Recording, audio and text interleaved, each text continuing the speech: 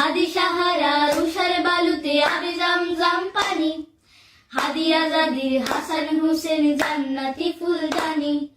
হাদি ইতিহাস পাখিয়া বাবিল মুসার হাতের লাঠি, হাদি ওমরের অর্ধ জাহান মুলানো শীতল পাটি, হাদি গোলাপের মাতাল গন্ধ খোলাফায়ে রাশেদার, হাদি উত্তাল সাগর জোয়ার আল্লাহু আকবার, আবু বকরের সিদ্দিক থেকে আলোর ঝর্ণা এনে,